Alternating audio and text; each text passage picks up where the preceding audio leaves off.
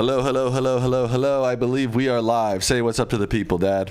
Hey, what's up? I'm California Casual. Here's California Casual again because we are coming to you live from Los Angeles, California. How's it feel to be in LA, Dad? Warm. Wow, that was it's just a fantastic answer you provided for the people. I think there. so. We have a very special episode for the folks here today. It's the end of the year, as you know. Did you know that? I did know that. Okay. You don't forget years once you get to a certain age or something? They kind of blur. Yeah, but they kind of blur. Right. And so we decided to do the top 10 political stories of 2023, counting them down from 10 to 1. So we look forward to counting them down with you. If you agree with us, let us know. If you disagree, let us know. If we forgot some, let us know. I'm sure they'll have some that we haven't mentioned. There are so many big political stories coming out of 2023. It's one of the most extraordinary political years in the history of the country. And it's not even the election year yet. Correct. And right before we came online, Trump was booted from the ballot in Maine. So now that makes it 2 states that he's been booted from the ballot. Right. And this is going to go to the Supreme Court, of course.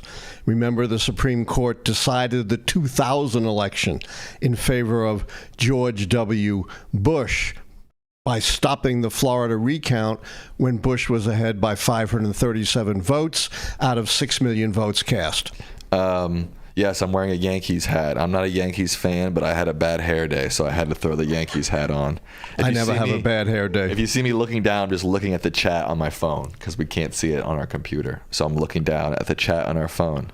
2023, what a year. We've seen ups. We've seen downs. Could I have said a more cliche thing? Probably not. We've seen sideways.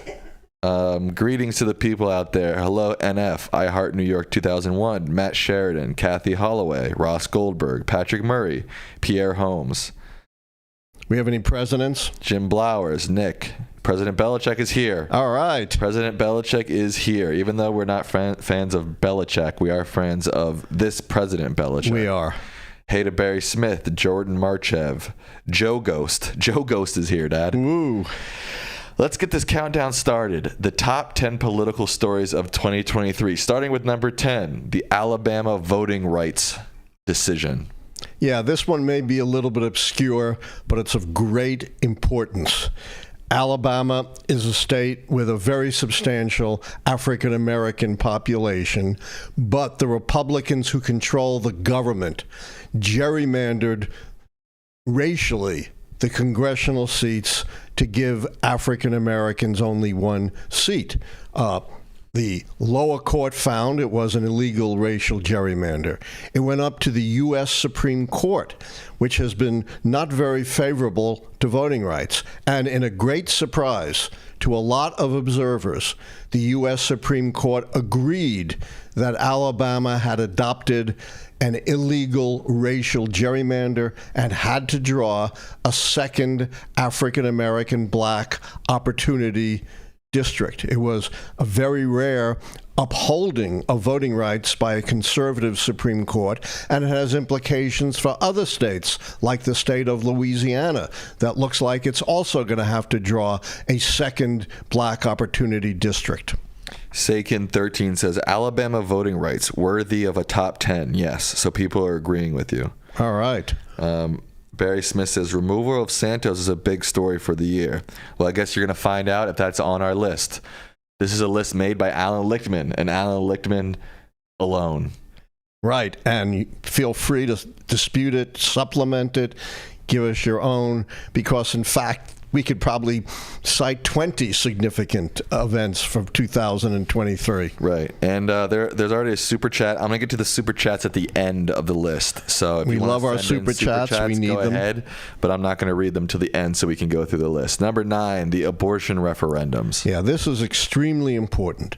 You know, in 2022, the conservative Supreme Court struck a huge blow against freedom and the rights of women to control their own reproduction by overturning 50 years of precedent of Roe versus Wade. It's the first time in the history of the country that the Supreme Court has taken away a constitutional right. and the American people have registered their disagreement. They do not want the government controlling the reproductive lives of women. And we've seen in red states these very restrictive abortion laws, which not only prevent women from getting abortions, but also have profoundly negative implications for women's health, because abortion is also a health care adoption as well as a choice for women. This, however, is a political gift to the Democrats. We've seen abortion referendums in the state. In every instance, the pro-choice position winning, including in red states like Ohio and Kansas, and winning not by a hair, but by substantial margins. I want to make one other point about women's rights. My wonderful wife, Karen Strickler, and I had a bit of a disagreement about the Equal Rights Amendment. Karen was right. Oh, right. You yelled at her. Well, I should never do that. That was last episode. Yes. She is right in that 3/4 of the states, 38 states, have now ratified the ERA. But I was also right in that it could not become part of the Constitution for two reasons. One, the deadline had long passed for ratification, and two, we don't know what's going to happen with respect to 5 states that have rescinded their ratification. So this issue is still very much up in the air, but the ERA would be a major advance for women's rights in this country. There's a couple of comments going on about the insurrection being number one. That didn't happen this year. That was 2021. Yeah, do people not realize that? That did not happen in 2023. Other than that, it would be number one. It would be number one. Right. All right, number 8. Drum roll, please. Yes. What was that? Do that again? No, not do that again. What was that? Holy moly. My pathetic attempt for a drum roll. Like that.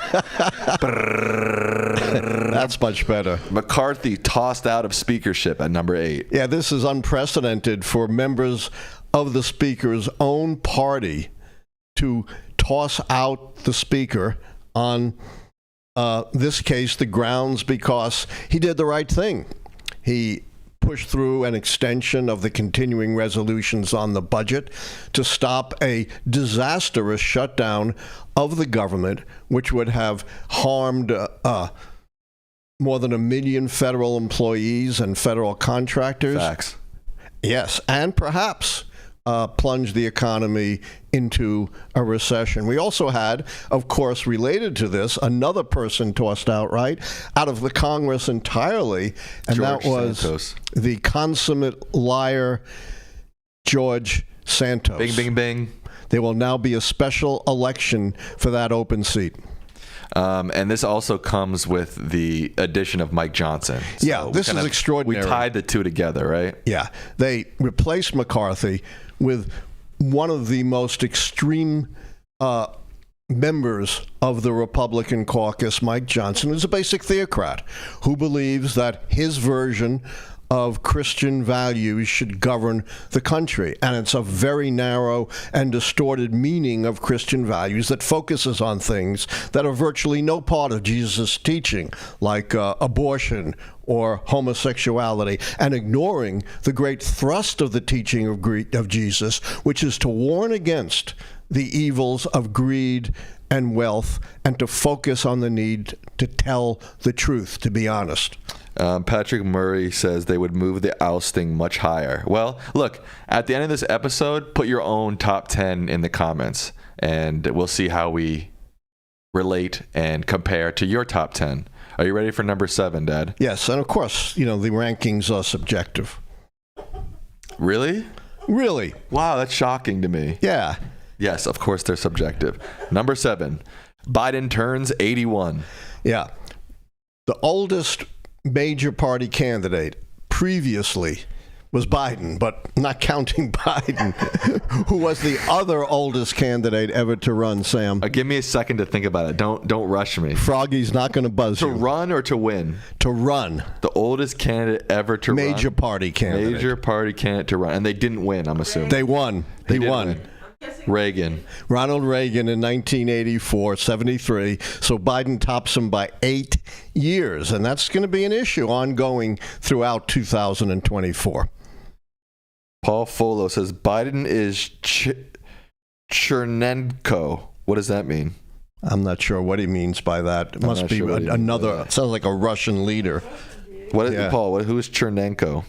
Let us know. Let us know. What do you think about this birthday cake? It looks like too much fire on the top of it. Like, what's going on with this picture? Hey, when you have 81 candles, there's going to be a lot of fire. What kind of cake was that? Do you know? I don't care. Okay. Moving on then. Number 6. Trump found civilly guilty of sexual. Can you? 6. That's correct, right? Civilly guilty. Civilly of guilty assault. in a civil trial. He was found to have sexually assaulted this woman many years ago, E. Jean Carroll. A jury in the civil case deliberated just less than 3 hours.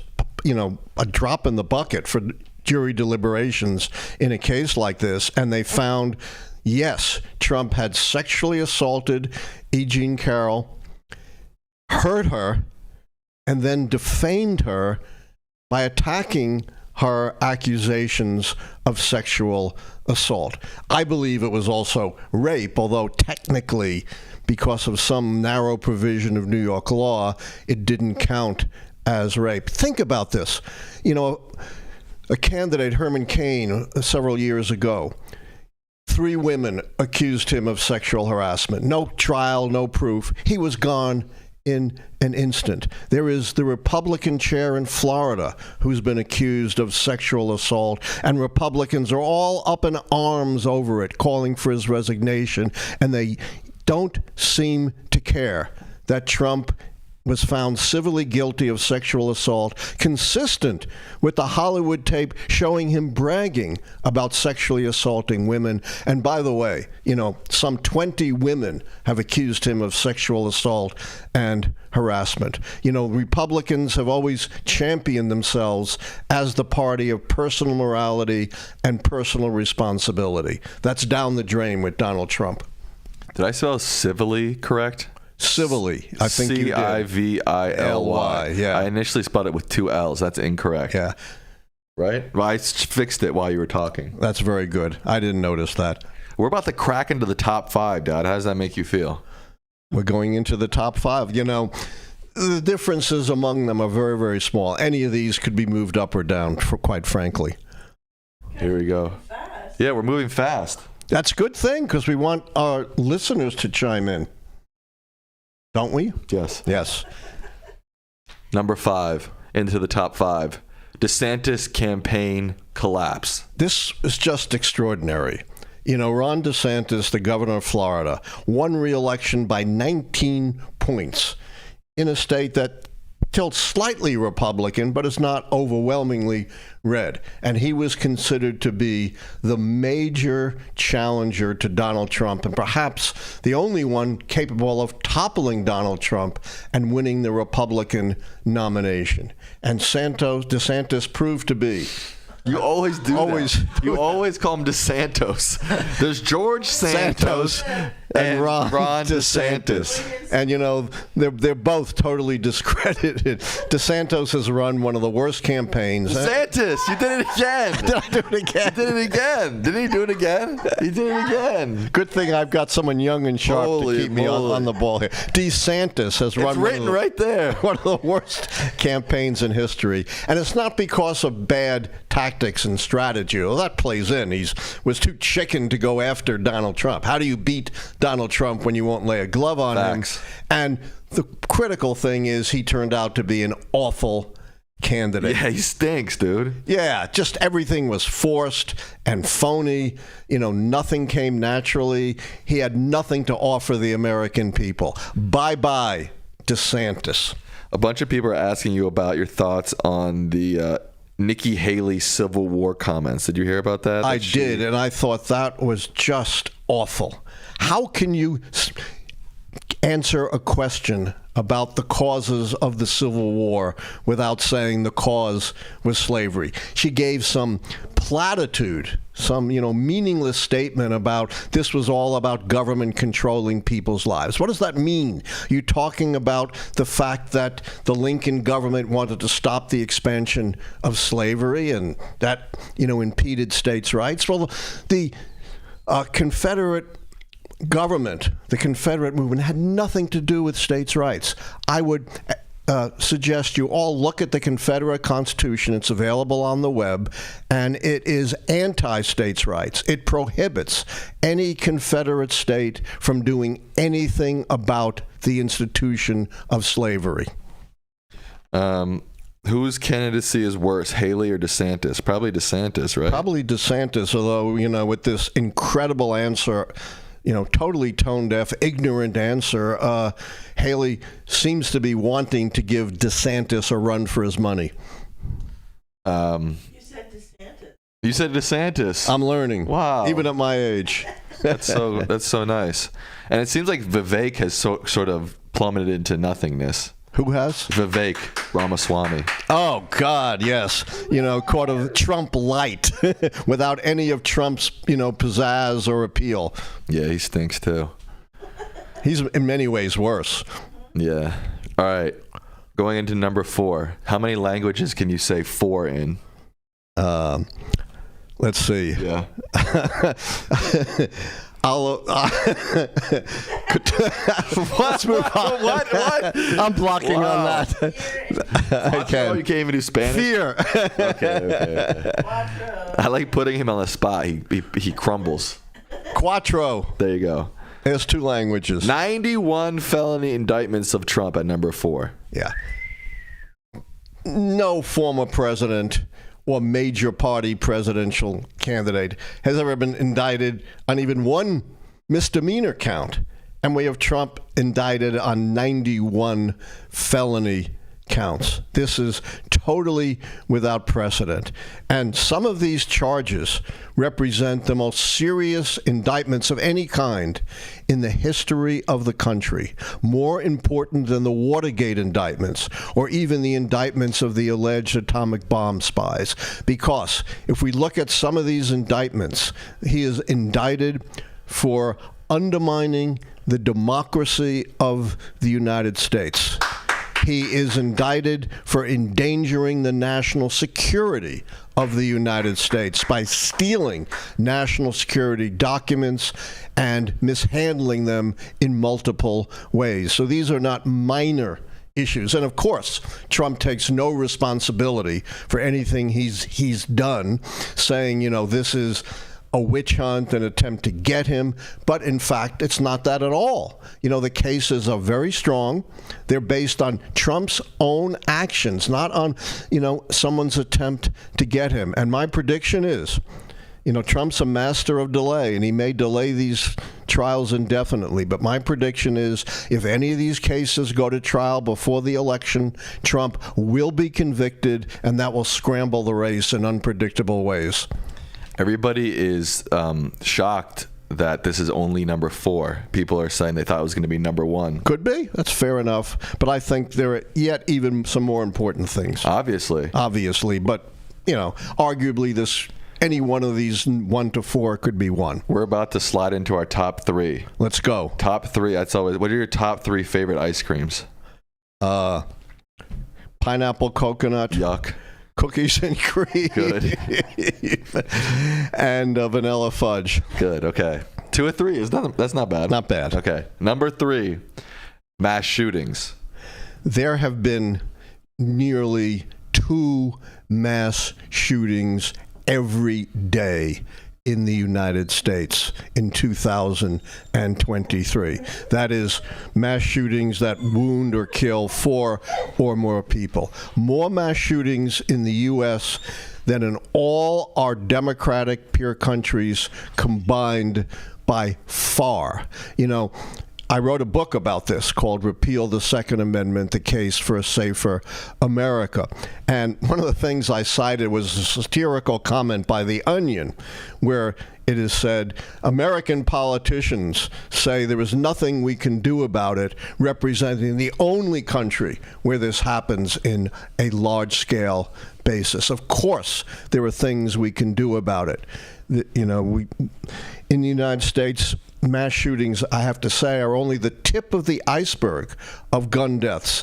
Gun deaths account for over 40,000 deaths every year. That's more than 100 gun deaths every single day in the United States. And yet, the Republicans have offered us nothing but thoughts and prayers, which help nobody, and stood in the way of reasonable gun control measures that are overwhelmingly supported by the American people.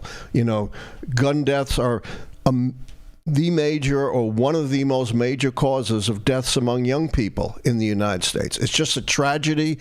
It's more bloodshed than we've seen thus far in Gaza. Yeah, it's unfortunately, it seems like you could probably put this on the list every year. Sadly, you can. The last time we've had major national gun control legislation was back in the 1990s in the Clinton administration. It's been some 30 years. And unfortunately, too, we have a Supreme Court that for the first time in the Heller decision in 2008 misled our understanding of the Second Amendment, saying it establishes an individual right to keep and bear arms, when in fact not a single person involved in crafting, voting for, or ratifying the Second Amendment ever said that. And all the debates in Congress had to do with the militia and who was eligible for the militia. And do you think for one moment the slaveholders who crafted and voted for the Second Amendment would have voted for that amendment if they believed it gave an individual right for black people in America to keep and bear arms? Of course not. But by tying it to the militia, they kept arms out of the hands of black people because they were barred from the militia.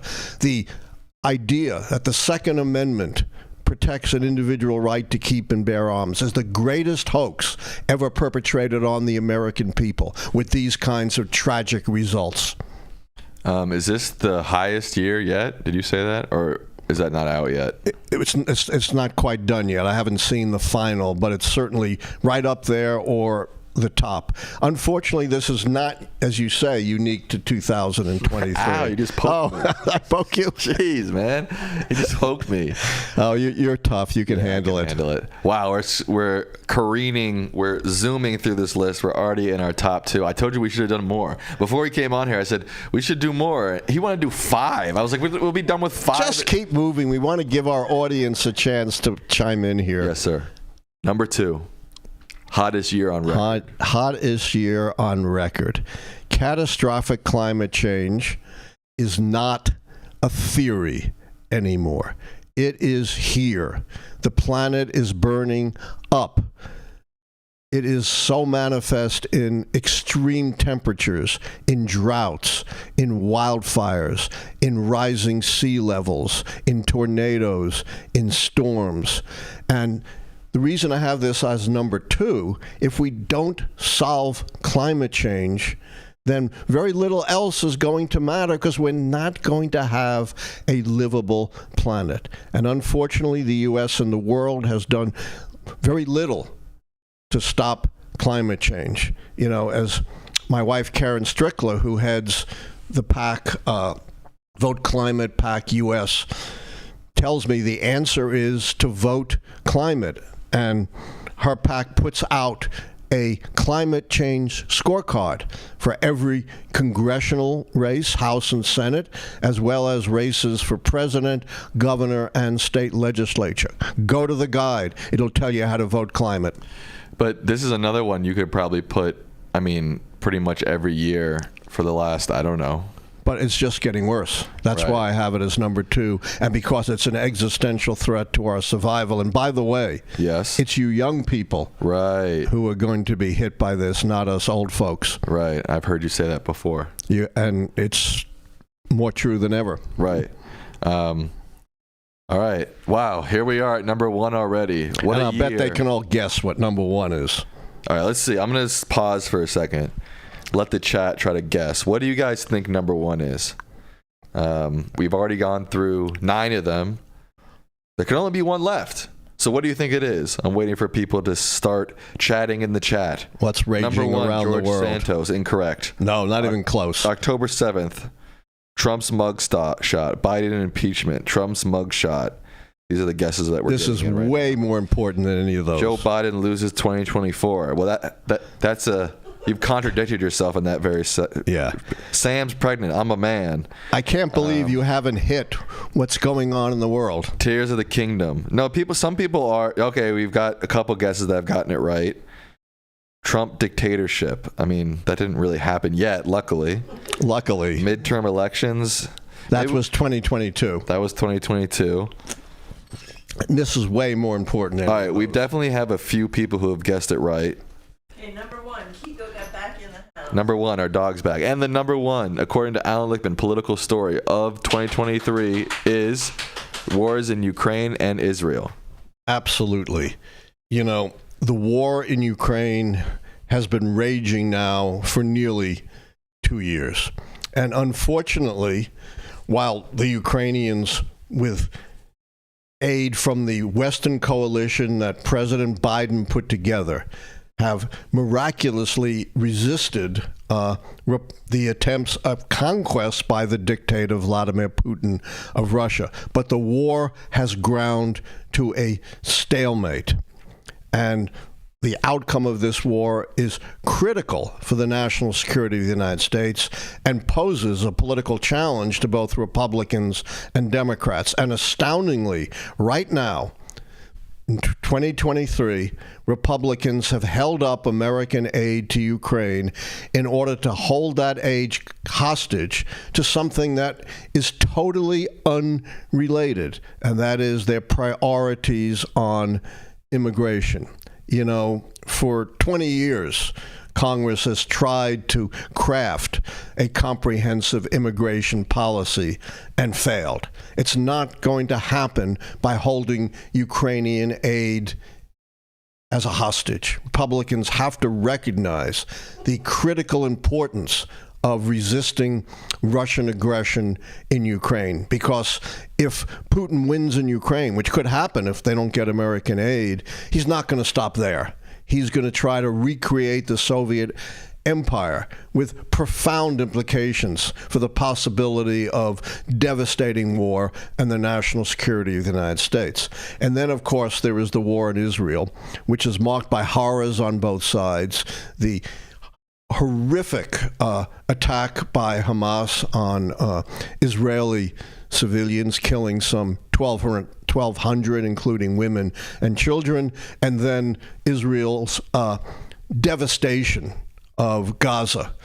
You know, the relentless, indiscriminate bombing that has killed many thousands, including many women and children as well. And politicians on neither side seem to have an answer to this. And, you know, in a sense, that's understandable. The United States has leverage over Israel, but not complete leverage. And unfortunately, there could not be a worse leader at this critical time in Israel than Prime Minister Netanyahu, kind of a Trump clone in Israel, who seems to have no hesitation in wreaking maximum destruction on the people, Palestinians of Gaza. All right, that was our top 10, or at least yours. At least mine. You could disagree. I could do my own top 10 if I wanted to, but nobody really cares. Nah, probably not. I can't think of it on the top of my head. All right, so that was our top 10 list. What did we miss? Let us know in the chat. I'm sure we missed a lot. What stories did we miss that you think should have been on the top 10? Or beyond the top 10. It doesn't matter. Or, yeah, what are some honorable mentions? Yeah, it's all arbitrary. I'm asking you, what are some honorable mentions? Well, I think, you know, certainly some honorable mentions are Trump being bounced out of Maine, right, and Colorado. Trump's comments that echo the Nazis, comparing his opposition to vermin, saying immigrants are poisoning the blood of America, just as Hitler said Jews were poisoning the blood of Germany. Did you not put the bouncing of the ballots because it's still totally up in the air if they're still very important no matter what the Supreme Court does.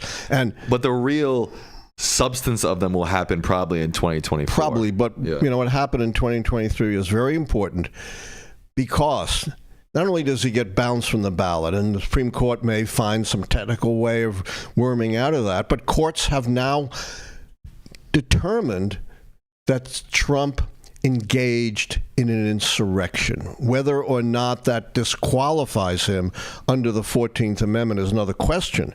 But courts have now gone on the record of saying, indeed, what Trump did in 2020 and 2021 was an insurrection against the United States. So we have a couple people in the chat saying, with some ideas, inflation going down. Let me comment on that. That is important because inflation has been a major thorn in the side of the Biden administration. And inflation has now declined to pretty standard, comparable levels. The crisis is over, but so far that has not registered with the American people in terms of their views of the economy. So it remains to be seen whether perceptions are going to catch up to the reality of the economy, particularly with respect to inflation. Jim Blauer says strikes. There were a lot of strikes this year. That's true. Let's see. Successful Biden-Xi summit is another one. Wisconsin Supreme Court. What was that Supreme Court? Wisconsin Supreme Court. That's a big one politically. I want to talk about that for a moment. There was a critical election in Wisconsin for the swing seat on the Wisconsin Supreme Court, and it was won by the liberal Democrat, not by a hair, but by something like 10 or 11 points. And it was pretty clear now with a 4-3 liberal majority that they were going to overturn the Wisconsin gerrymander. The Wisconsin gerrymander of the state legislature is the worst gerrymander of the state legislature in the United States, of any state. In a state that is pretty much evenly divided, tilts slightly Democratic, Republicans have consistently won, because of the gerrymandering alone, over 60% of the seats in the state House and the state Senate. That has now been overturned by the Supreme Court, and they have ordered Wisconsin to redraw the lines in a fair way, and have said, if the legislature won't do it, we'll appoint a special master to draw the lines. Republicans have been so up in arms about defending their gerrymander that they've threatened to impeach this overwhelmingly elected Democratic justice, but it seems like they've backed away from that, and the decision has already been made anyway. End of affirmative action. That was a big one we didn't put on our list. Yeah, that is a big one. Affirmative action is a way of providing opportunities for minorities who have had a history of discrimination and are not starting equally on the starting line with respect to the white majority. It's been very important in providing opportunities for minorities, including a Supreme Court justice, Clarence Thomas, of course, who has dedicated his career to undermining civil rights and affirmative action. George Santos is another one. We mentioned that. We mentioned that. Santos, not DeSantis. Right? Tennessee expelling 2 lawmakers.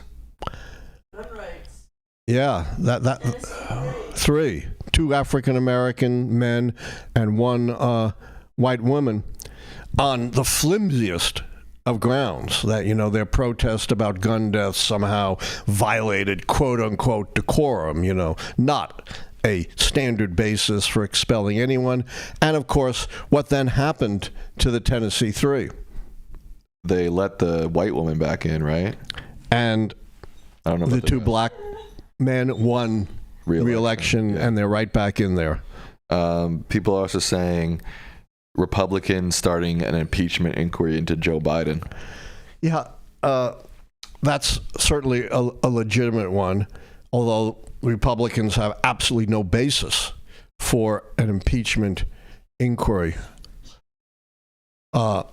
They've essentially fabricated high crimes and misdemeanors. They've been looking at Joe Biden for years, including the Trump Justice Department, headed by Trump loyalist Attorney General Bill Barr, and they have found nothing, and they have continued to find nothing. But their idea is doesn't matter if we fabricate a case. We just want to muddy the waters and make it look like, oh, Biden, Trump, it really makes no difference.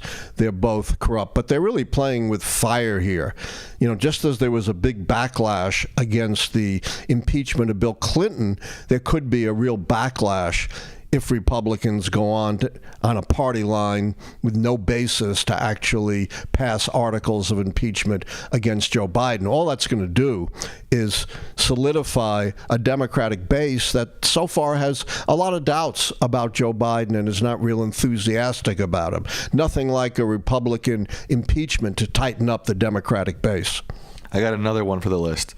Lichtman Live starting. Well, that should have been number one, of course. That should have been number one. Yeah, that's the biggest news of 2023 for sure. For sure. All right. So now we will go to our regular scheduled programming. We'll take your questions. I know we already missed some. We have some super chats. Give me a second. And they can continue to ask questions, of course, about the important events politically of 2023. They can? What if I say they can't? Oh, they can. And as I said, they can ask me anything they want, but what can't they ask me about? The opera. They can't ask me about the opera. Other than that, we're good. I'm going to go back to some of our super chats to start with. And remember, we respond to questions whether they're super chats or not, but we love the super chats because we operate on a shoestring here. James H. with a $10 donation, but I don't see a question, so thank you, James H. I'm scrolling to the next super chat. It's harder to do on my phone, I tell you that much. But you can do it. You're the master of technology. I seem to have lost the super chats. Give me a second. Whoopsie daisy. I got it under control. Elemental Bot with a $5 donation. They say, I got your book for Xmas. How often after an election does the next one usually come out? Usually comes out in the middle of the election year. That's when you can expect the 2024 book. Mike DeNicola says, hey, Allan, do you truly think Trump will be convicted of any of his 91 counts against him from his 4 indictments? Color me skeptical. It just seems that he always outfoxes the legal system. You know, you've heard me say this before, or maybe not, because we have all kinds of new people. But what I've said is Trump. Who? Trump. Hey, I'm 76. You got to give me a little slack. Trump can huff and he can puff, but he can't blow the courthouse down. He has already an amazing string of legal defeats. He lost the civil case, the defamation and sexual assault case against E. Jean Carroll. His companies were found in New York to be criminally liable, running a criminal enterprise, and were fined the maximum, which I think was about $1.5 million. In the New York State fraud case brought by the New York Attorney General, the judge already, by summary judgment, found Trump liable. So when Trump actually gets into the courthouse, he loses. That's why Trump is trying to delay. That's his MO. And he's deathly afraid of any of these cases coming to trial because all 4 of them are extremely strong cases. And my prediction is if any of them go to trial, just as we saw Trump being defeated in these other legal cases, that he is going to be found guilty of felony crimes. $10 donation from Pamela Mayer. Thank you so much, Pamela. We appreciate that. Griff asks, hey, Allan, when you're ready to make an official prediction, can we see you reveal it on a live stream using the 13 Keys Tracker website? Sam has to answer that question. Maybe. It's an option. We're thinking about it. We'll let you know. We'll let you know. Kevin Caldwell asks, what are your thoughts on Maine just removing Trump from the ballot? It's extraordinarily significant because it does show that, and Maine is not an overwhelming Democratic state. it leans Democratic, but it's not a solid blue state. And there is, I guess, some outside possibility that the Supreme Court would ratify. I don't think it's going to happen. Trump being bounced now in 2 states, Maine and Colorado. And if the Supreme Court lets these decisions stand, it in effect becomes the law of the land, and Trump could be bounced anywhere. Plus, it is very significant that both the Secretary of State in Maine, I believe, who bounced him under Maine law. It was the Supreme Court in Colorado. And these officials and judges have found that indeed Trump committed an insurrection against the United States. Right. Paul Folo says, Lichtman, 1824 corrupt bargain and the Alien and Sedition Acts make the Adams family a bigger threat to democracy than Trump ever could be. I don't think that's true at all. The Alien and Sedition Acts were part of the overwhelming Federalist consensus and reflected a widespread anti-immigration sentiment. I think they were indeed very much misguided, but they didn't go to the heart of American democracy. And 1824 was very much of a contested election. That is, no candidate got a majority of the Electoral College vote. So the vote had to go to the House, and indeed the House elected John Quincy Adams. They didn't violate any rules. They didn't engage in any insurrection. And when an election goes to the House, there's always a lot of horse trading, as we saw in 1824 when Henry Clay kind of engineered the House vote for John Quincy Adams and then became Secretary of State, considered a stepping stone to the presidency. But Henry Clay hated Andrew Jackson anyway, and probably would have engineered John Quincy Adams' election under any circumstances. Moreover, although, Jackson was very chagrined, he didn't challenge the results. He didn't challenge Quincy Adams' victory, but did the right thing and said, I will get my revenge in the election of 1828, and indeed he handily defeated the incumbent Adams in 1828. But great question, shows a lot of historical knowledge. I love it. Definitely. Theo Mio with their 10th super chat on this channel. Let's give them a round of applause. Hey! Thank you, Theo. Thank you. They say, how concerned are you about China attacking Taiwan in the coming years, and is there anything the U.S. should be doing about it? Well, I'm not a military expert, so take my opinion for what it's worth. But I do think that is a real danger. I've been to Taiwan. It's an extraordinary place. It's not like, if the Chinese attacked, that Taiwan would just fold under. They have a vibrant economy, a very strong economy, a very strong military, and they would have the support of the United States.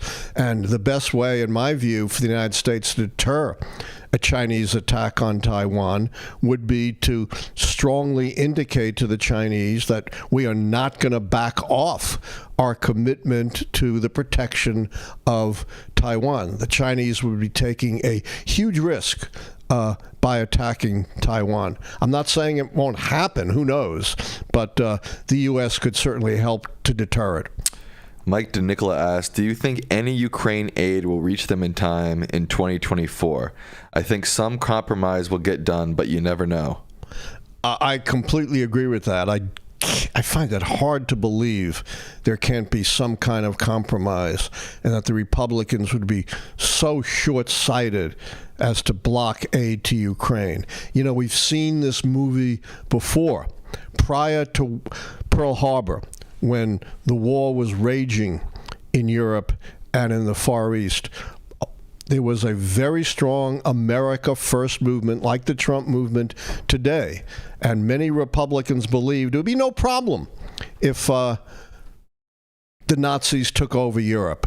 Mr. Republican, Senator Robert Taft of Ohio, in fact, said no reason the United States can't survive as a great economy and a vibrant democracy, even if Hitler took over Europe. A totally naive and totally wrong view. And it's a totally naive and totally wrong view again today to believe that if the brutal dictator Putin took over Ukraine, it would not have an enormous effect on America's security and survival. Stevie asks, if Trump becomes president, can he stall or stop investigations into him? Absolutely. If he becomes president, he controls the Department of Justice. Not only could he stop investigations into him, if the trials have not taken place, he can order his attorney general to dismiss the charges against him. A lot of observers say, and I don't think they're wrong, that Trump's greatest motivation in running for president is to avoid being sent to jail. You know, he doesn't really want to govern. He doesn't want to do the hard work of governing. He wants the adulation, but most important, he's scared stiff of being sent to prison, which is certainly a very real possibility for Trump. Michael Taylor asked, do you think that if Trump is convicted... I want to say one more thing. Go ahead. What Trump cannot dismiss would be the state cases. He has no power over the state cases. There's the case in New York where he's charged with, I think, something like 30 felony counts of paying hush money to a porn star and then falsifying business records to make it look like a business expense. And then there's the racketeering case in Georgia, which involves Trump and something like 18 of his associates. 4 have already flipped and pleaded guilty. Trump cannot stop those prosecutions, but maybe as president he can go to the Supreme Court and say, you can't continue a trial against a sitting president even in the states. You got to postpone it until at least 2029, and who knows if Trump will even live that long. Michael Taylor asked, do you think that if Trump is convicted, the RNC will really be willing to let go of Trump in light of the fact that Ronna McDaniel was on the phone call pressuring Michigan election officials? Yeah, Ronna McDaniel is in a lot of trouble. She could even, be indicted for interfering with the Michigan election. It's unknown whether the Republican... That's a good point. I mean, the RNC chair is also... a Trumpite. Right. And so is the committee. And it also has their tentacles in a lot of his potential crimes. Right, but here's the thing. What's the thing? I'll tell you. Thanks. What do politicians care most about? Themselves. Right.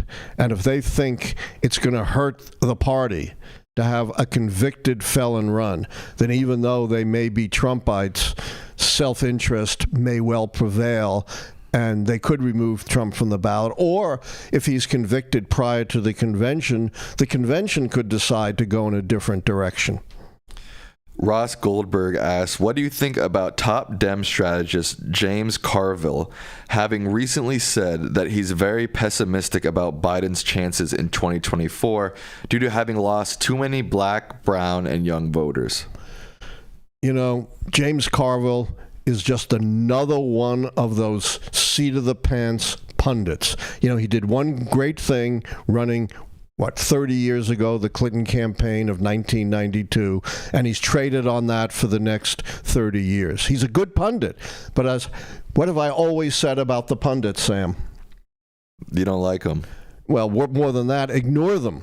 They send you down the primrose path because they have no idea about how elections really work.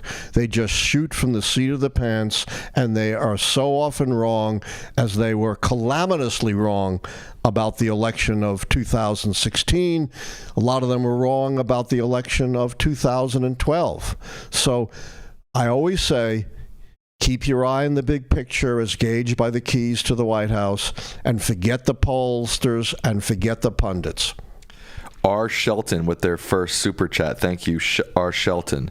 They ask, hey, Professor, when researching the keys, have you found a correlation between the number of keys the candidate receives to their result in the Electoral College? A terrific question.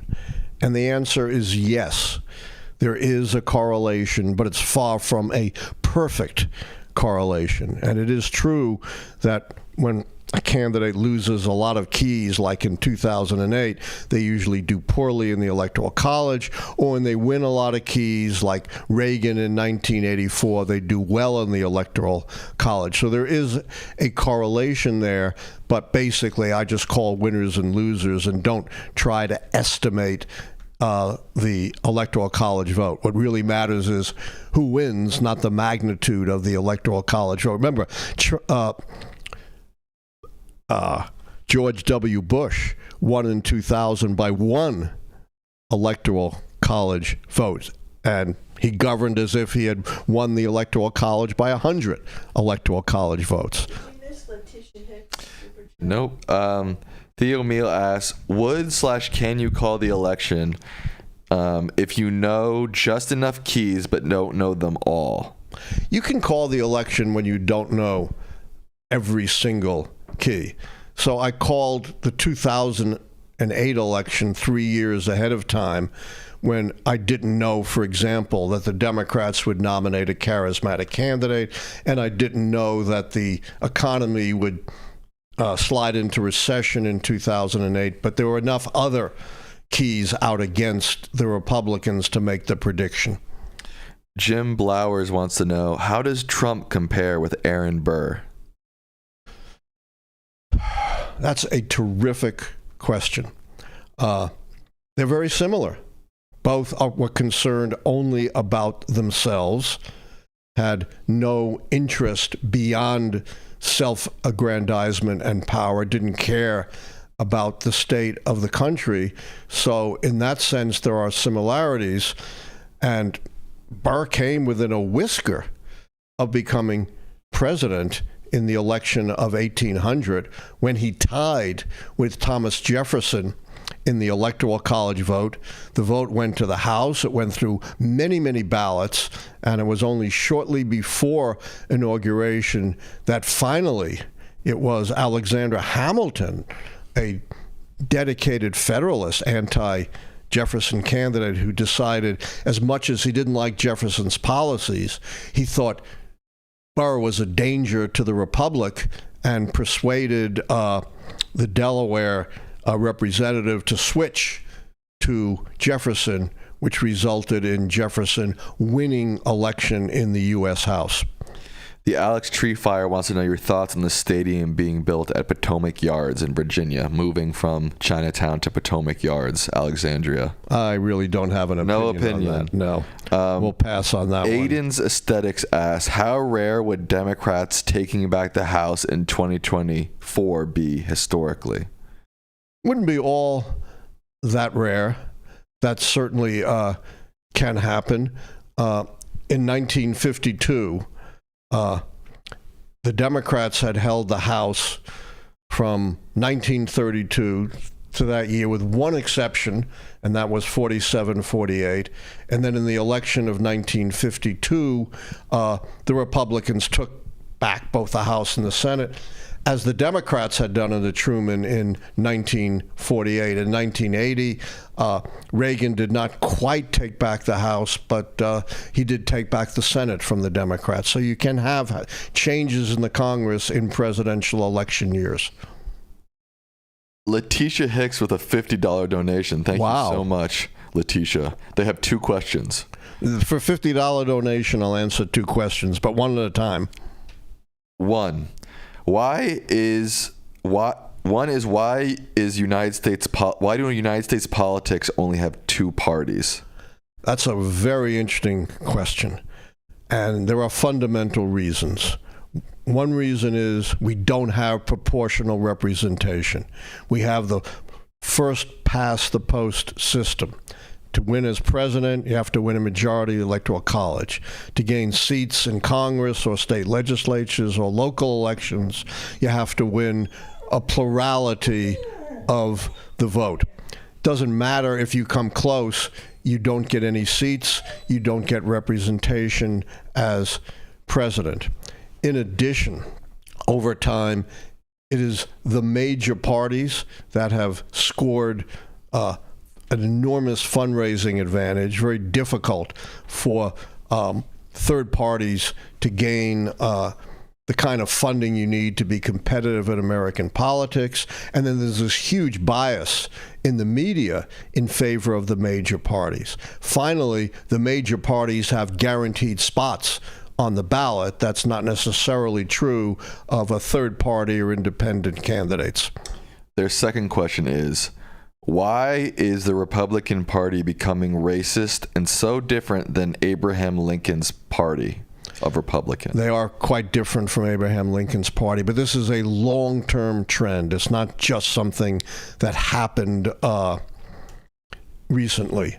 You know, in the 1920s, it was the Republican Party who adopted stringent immigration restrictions that particularly came down hard on nations like Italy, Russia, Lithuania, and Poland that were heavily Catholic and Jewish, and extreme racist arguments, you know, like Trump talking about the poisoning of the blood. Those same arguments were made for the Immigration Restriction Bill of 1924. At the grassroots level, the Republicans were very much tied to the racist Ku Klux Klan. And then, of course, after the Goldwater campaign of 1964, and then later the pivotal midterm election of 1996, the segregationist Southerners, who for a long time had been allied with the Democratic Party, switched and turned over to Republicans. Quinn Jackson asks, has any U.S. president accomplished as much as Biden has in as little time and with such a slim congressional majority as Biden has had? Probably not. As I've said, Biden has achieved more domestic accomplishments than any president since Lyndon Johnson in the 1960s. But Johnson had won in 1964 with 60% of the vote and had overwhelming majorities in the Congress.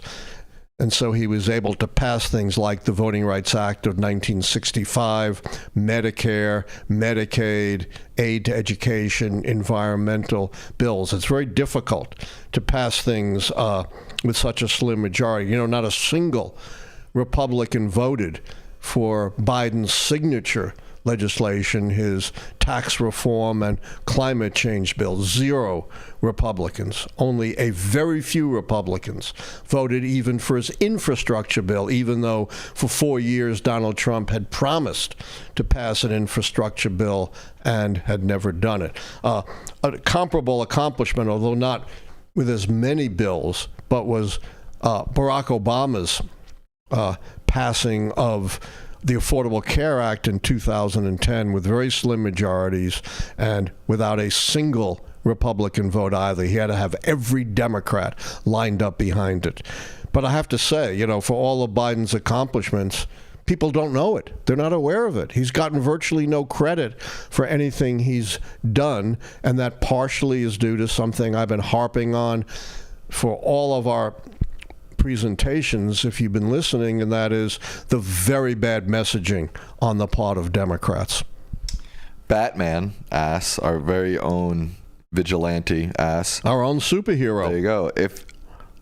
Was Batman a superhero? Because he doesn't have any superpowers. He kind of did. You could be a superhero without superpowers. Okay, there you go. There's the verdict. They ask, if Ukraine-Russia war remains a stalemate by the time the election rolls around, would that count as a foreign policy / military success for Biden? I don't think so. I think there would have to be some progress for Ukraine to be a military success. I don't think the American people would regard a continuing, ongoing war with no end in sight as a military success. But again, keep in mind, I don't, stick to hypotheticals. I don't like to speculate, and a lot will depend upon the circumstances. Fire on Ice 233 with a $20 donation. Thank you so much. They say, Professor, from a policy perspective, do you think that the Mitch McConnell type of politicians are far more dangerous to this country than Trump, as in having extreme right-wing policies? I don't think so. I'm no fan of Mitch McConnell. He's done some horrible things, notably holding hostage with no basis the Supreme Court appointment of Merrick Garland by Barack Obama early in the election year of 2024, and then, of course, confirming Amy Coney Barrett for a Supreme Court seat much later in the election year. He is, the architect really of the conservative judiciary. But Mitch McConnell has not, for all his machinations, threatened the survival of our democracy. He's not echoed Hitler, and he's not advocating being a dictator. Trump said, I'll only be a dictator on day one. What a pile of nonsense. No dictator in the history of the world who's been a dictator on day one has given up power. If you're a dictator on day one, you're a dictator forever. But don't you think a guy like Mitch McConnell, who's a little bit more subtle in his external political activities, has a longer, greater impact than someone like Trump, who's sort of a flash in the pan? Trump is not a flash in the pan, unfortunately. Even if Trump were to depart the scene, for whatever reason, in 2024, the Republican Party is now Trump's party. Talk about mainstream Republicans. Well, mainstream Republicans are now the MAGA Republicans. Look who they made Speaker of the House. Perhaps the most extreme Republican in the House, Mike Johnson. He may not be as boisterous as Marjorie Taylor Greene or Matt Gaetz, but in terms of his views, there is no one in the House more extreme than this theocrat who wants to impose his own distorted version of Christian values on all of us. Super chat from JLZ. They ask, how do you feel about continued military funding to Israel? I guess we have to. As I said, I think Netanyahu is the worst person to be leading Israel during this situation. But I don't think we can just pull out aid to Israel. But I do think we should use aid to Israel as a lever for Israel to change its policies of the indiscriminate destruction of Gaza and the indiscriminate killing of the Palestinian peoples. Jason Lombo says, let's get some laces and of this shoestring next year, guys. What's that? I think I know what he's talking about. He's saying we need a stronger financial foundation. Oh. And he's absolutely right. And the super chats help. And the more viewers we have and the more people who like us and subscribe, right? Yeah. These folks who are online need to do what? Subscribe. They need to like the video. Right now there's 168 people watching, but only 68 likes. 100 of you haven't liked this. Well, maybe they have before, but they can do it again, right? They can like this stream, yes. Jason says, thank you both for what you are doing. I look forward to our Thursday night social. Thank you, Jason. Thank you. We do, too. HV Bart says, for both Sam and Professor. Oh, a question geared to me, too. Wow. Where do you draw the line between politics and friendships? You want to go first, or should I? Go ahead. I would say I always try to keep my friendships open and non-judgmental of political leanings. That doesn't mean I'll call you out to your face if I disagree with you, but I do try to keep an open mind when it comes to friendship and politics. Yeah, and I try to avoid getting into heated political discussions with those who are on the other side of the ideological and political divide. And I do have, some good friends who are Republicans. And in fact, my first consultation ever was in 1982 with Lee Atwater, the political director of the Ronald Reagan White House. And we couldn't be more opposite in our political views, but we became good friends. And, if you know anything about Lee Atwater, he was Karl Rove, the hardball political operative before there was Karl Rove, and he made Karl Rove look like a kindergarten teacher, and yet we became close friends. He was a big fan of the Keys. Tragically, Lee died in his 40s of a brain tumor, and on his deathbed recanted all of his dirty tricks. And if you check his biography, Bad Boy, it talks about his fascination with the Keys. All right, we're going to start to wrap things up. Yeah, we've been on for over an hour, right? Yeah. That's pretty good for an old man. There's a couple more super chats that, I want to get to. If you give us a super chat, I will ask your question. If you just ask in the chat, I'll try to get to it, but there's no guarantee. But we do answer both. Yes, definitely. Stevie asked, what are the chances that Trump will do? What are the things that Trump will do to try and become a dictator? What did dictators do in the past to stay in power? Yeah. I mean, I could spend the next hour on that question, but I'll try to answer it as briefly as possible. First of all, they interpret the laws and constitutions of their country to give them absolute power. And Trump's already done that. He's already said, I can do anything I want as president. Secondly, they appoint their hench people, total sycophants, loyalists who'll do anything that the dictator wants in critical positions throughout the government, in the bureaucracy, in the judiciary as well. Thirdly, they'll perpetrate the big lie. That is a staple of dictators. If you say something loudly and often enough, people will come to believe it. Finally, and this is not an exhaustive list, I could go on, they persecute and even imprison their political opponents. And I'll say one more thing. And sometimes, they cancel, postpone elections, or interpret the rules to enable them to run indefinitely, like we see with Putin in Russia. Abdul Sheikh with a 79 cents donation. I think it's in either pounds or euros. I can't exactly tell. R. Shelton. What happened to the Democrat Party in the Senate? When Obama was elected in 2008, he got a filibuster-proof majority. Now it's 51. Well, what happened was the midterm elections of 2010 and 2014, which shredded the Democratic majorities that they had built previously, not only in the Senate, but also in the House. And so Democrats had to rebuild their majority. Plus, it's tough for the Democrats to have more than a thin majority in the Senate because every state has 2 senators. So small rural states like Montana and Idaho, which tend Republican, have as many Senate seats as California. Would a stalemate in Ukraine flip the no military failure key false? Again, I don't like to speculate, depend upon circumstances, but that's a possibility. And with that, we will say goodnight to you all.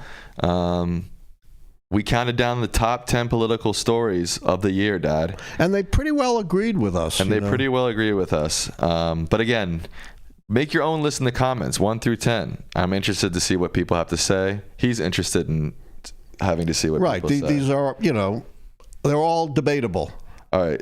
Last super chat. Do you think Trump's potential ban from the ballot, plus his multiple trial/criminal indictments, could cause the most extreme MAGA people to riot and protest and turn the social unrest key? I think you've said no before. I've already said, again, I don't like to speculate, but I've pretty much said no. And if you look at, Trump said, come out, protest from me. Nobody showed up in any of these indictments. It was a complete fizzle. And by the way, who else did not show up for any of Trump's indictments and is not in Trump's family Christmas picture? Melania. Where is Melania? Where is Melania?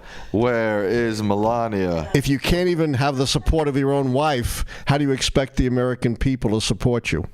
All right. Well, with that, I think we'll say goodnight. Some people are saying sleep well. Paul Folio says don't sleep at all. Toss and turn about the Iowa caucus. Well, Paul, we hope you get some sleep tonight. Happy New Year to you all, and good night. Good night. Happy New Year.